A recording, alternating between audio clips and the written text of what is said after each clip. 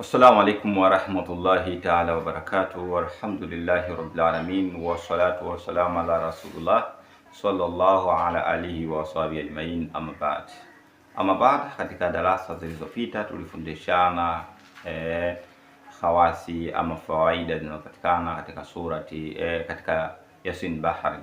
Nilisema kitabu kile kina madua kubwa, dua adhim, dua yenye mambo mbalimbali yafaa mtu katika masuala mbalimbali, lakini ndani yake niliahidi kwamba tutakuja kufundisha sura zote zile zinazopatikana katika katika ile dua ya Yasin Bahari na ufafanuzi wake.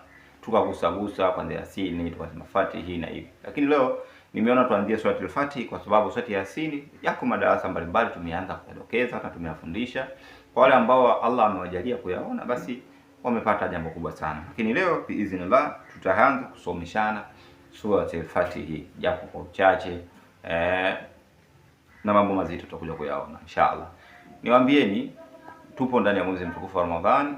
Sura hii ukiweza kuisoma ndani ya mwezi kuna fadhila kubwa sana na kuna fadhila nyingi sana. Hiyo ni miongoni mwa sababu nimeona nianze kuisomesha hii sura. Lakini vile vile ndani ya miezi mitukufu huwa tuna ofa maalum ya vitabu, nadhani wengi tunajua.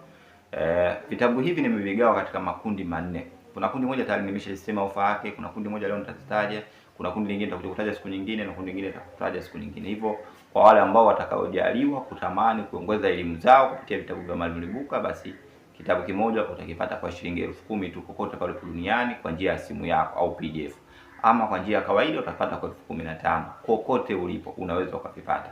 Una swali, una ushauri, una maoni, basi tunaweza tukakutana hapa katika comment au katika namba za simu inshallah. Tunaanza hii sura al-Fatihi. Tunasema babu al-hadithi sahihi warada fi fadaili surati al-Fatihi wal bayani khawasiha. Tunafundishana kupitia hadithi sahihi zipo katika Bukhari na Muslimu na hisnadi mbalimbali za mashehe.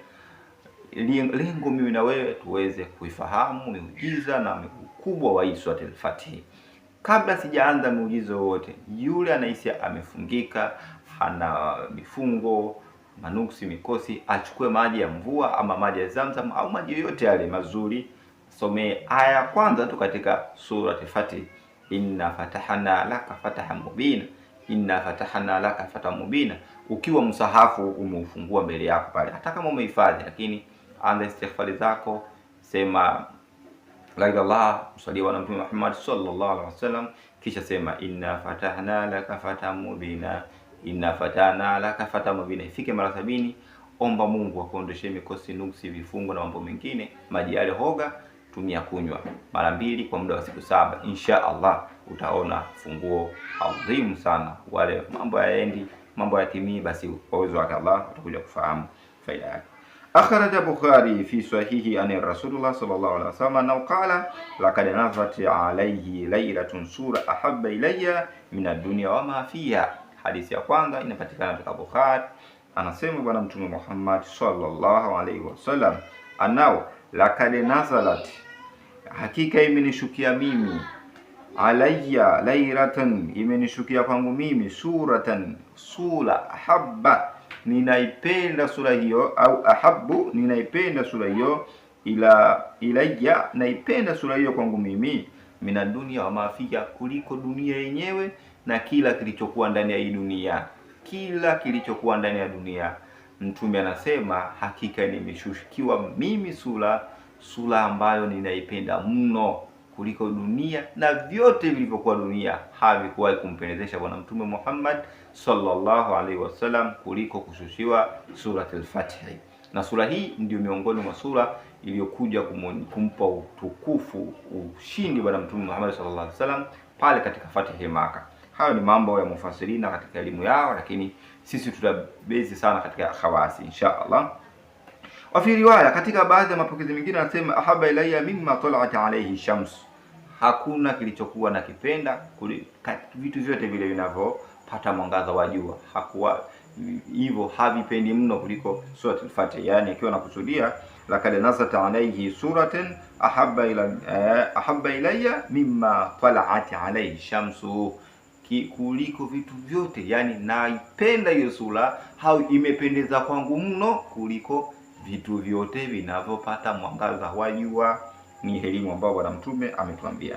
Thumma kara, kisha sasa maswahaba akawa hajui sura gani, ndo akaanza inna fatahna laka fatahan mubina. Sawa wa kharaja, na imepokelewa au imetolewa Ahmad wa Muslim, katika Imam Ahmad na Muslim, ani Jabir radhiallahu anhu qala, huyu sahaba Jabir radhiallahu anhu qala, anasema qala Rasulullah sallallahu alaihi wasallam, lan yadkhulun nara, hatoingia mtu yeyote motoni, hatoingia mtu, lan yadkhulun nara rajulun shahida badru, yule mtu aliishuhudia vita vya Ahad Badri au hadithau au katika hivyo. Wa akhraja ta'mi an nabii sallallahu alaihi wasallam annahu qala man qara surat al-Fatih ka'annama kana mimma yashhadu mimma Muhammad sallallahu alaihi wasallam ma'a Muhammad sallallahu alaihi wasallam fatih Makkah. Mtume katika hadithi moja wapo alisema lan yadkhulun nara rajul shahida mimma shahida Badri, hatoingia motoni mtu aliyepigana vita vya Ahad Badri. Waja wote, maswahaba wote walipigana vita vya Ahad Badri, moja kwa moja wanaingia peponi. Ndio natakiwa uelewe hilo. Kisha katika hadithi nyingine akaja akasema, iliyopokelewa na Ubay ibn Ka'b radhiallahu anhu, wa nabii sallallahu alaihi wasallam qala man qara surat al-Fatih kana lahu min ajri kana makana mimma ba'ihi Muhammad sallallahu alaihi wasallam tata shajara wa kadha fi tafsir. Hivi anasema yule ambaye aliweza kusoma akaisoma surat al-Fatih sawa, malipo yake kana kwamba mtu huyo amepewa bai'a na Bwana Mtume. Kupewa bai'a kusoma kwa watu wafiki, kwa mfano kusoma Fathul Muhin, bai'a wao wanasema ni ile ahadi ambayo Bwana Mtume Muhammad sallallahu alaihi wasallam ameiweka ndani ya maswahaba wake. Kila aliyepambana hatapata malipo zaidi na zaidi na zaidi, na yeye atakuwa kiombezi wake. Kwa hiyo wewe ukaisoma hii unajumuishwa kule katika wale ambao wamepewa ahadi na Bwana Mtume kuwa miongoni mwa waja wake au kwa miongoni mwa maswahaba zake waliokuwa katika kheri nyingi kuliko watu wengine inshallah. Katika hadithi nyingine, waqala Ibn Mas'ud radhiallahu anhu balagha nabihi, anasema aliniambia mimi Mtume sallallahu alaihi wasallam nao qala man qara surat al-Fatiha fi awwal layla Ramadan, siku ya kwanza kabisa katika mwezi mtukufu wa Ramadhani. Sawa, ingawa tumechelewa lakini elimu haijachelewa. Allah atujalia mwakani inshallah tutaweza kuitumia. Man qara surat al-Fatiha fi awwal laylati Ramadhani, siku ya kwanza kabisa ule usiku wa mwezi mtukufu wa Ramadhani, yani leo mwezi ndio ambao umeonekana, ndio ule usiku wa kwanza. Sawa, katika mwezi mtukufu wa Ramadhani, fi salati tutumi, akaswali sunna yoyote akaisoma hii sura.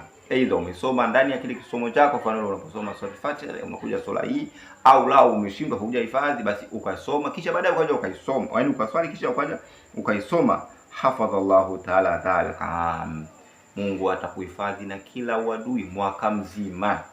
Sawa, umehifadhiwa na Allah, wa manallahu aunahu, hivyo utapata ukinga wewe na msaada kutoka kwa Mwenyezi Mungu. Kila jambo lako Allah atalileta utawala wake. Kila jambo pale Mwenyezi Mungu ataleta hifadhi yake kwa uwezo wake. Fi ruhil bayan kadha fi ruhil bayan, na ukienda kusoma katika hichi kitabu fi ruhil bayan vile vile utakwenda kuiona hadithi hii na sherehe yake. Wa fi riwaya Abi Sa'id Khudrihi wa Abi Hurairah radhiallahu anhuma fi awwal laylatil Ramadhani yusalli rak'atayn yakra fi kulli rak'ati Fatiha wa inna fatahna laka thumma yusallimu wa qara inna anzalnahu 10 marra. Yani katika hadithi nyingine ambayo ilipokelewa na huyo Abi Sa'id Khudrihi na Abi Hurairah radhiallahu anhuma, Mtume anasema yule ambaye ule usiku akaswali rakaa 2 kisha akasoma sura Fatiha na hiyo ina fataha, na baada ya kumaliza sawa swala yake akatoa salamu. Baada ya kutoa salamu akasoma inna anzalnahu fi lailatul qadr wa ma adraka mpaka mwisho sura hiyo akaisoma mara 10, kisha akamswalia Mtume Muhammad sallallahu alaihi wasallam mara 10, sawa, basi mtu huyo hatakuwa hivyo hivyo, yani atapata ulinzi wa Allah subhanahu wa ta'ala, atakuwa ndani ya hifadhi ya Mwenyezi Mungu ndani ya mwaka mzima, atapata riziki na mambo mengine mazuri yanayofanana na haya, sawa. Anasema man dahama ala karatu kila yawm baha Rasulullah sallallahu alaihi wasallam fi ru'yatil wa la thawaba ba'iya ridwan wa hashara Allah ta'ala minhu wa fata alayhi jami'i maghluq min khairi dunya wal akhirah. Anasema mtu mwenye kuwa na tabia ya kusoma, yani hii muda wote kawa na tabia ya kusoma kila siku usiku au mara nyingi kila siku unasoma, basi utakuwa katika ile hali ya Bwana Mtume Muhammad sallallahu alaihi wasallam, utapata thawabu nyingi, riziki nyingi, kama hapa Sheikh anaposema wahshurallahu ta'ala minhum, na utafufuliwa wewe siku ya kiyama ukiwa miongoni mwa wale waje ambao walipewa ahadi na Bwana Mtume, lakini sababu zake kana kwamba na wewe ulipigana vita vya Ahad Badri. Lakini si hivyo tu, wanasema wafata alaihi jamihi maghluqati, utafunguliwa wewe kila jambo lililofungika min umuri dunia wal akhirah, katika masuala ya kidunia na masuala ya akhera. Yatoshe kwa hapa tuliposomeshwa ndani ya Suratul Fatiha, ni masuala mazito na masuala makubwa. Insha Allah Mwenyezi Mungu atie taufiki na tupe uwezo wa kuisoma sana hii Suratul Fatiha. Niwaambieni, Suratul Fatiha ndani yake kuna aya imebeba herufi zote za Kiarabu kuanzia herufi alifu mpaka ye, na ndani ya msafu mzima aya hizo zinapatikana sehemu mbili tu, moja wapo Allah amejalia kuwa katika Suratul Fatiha.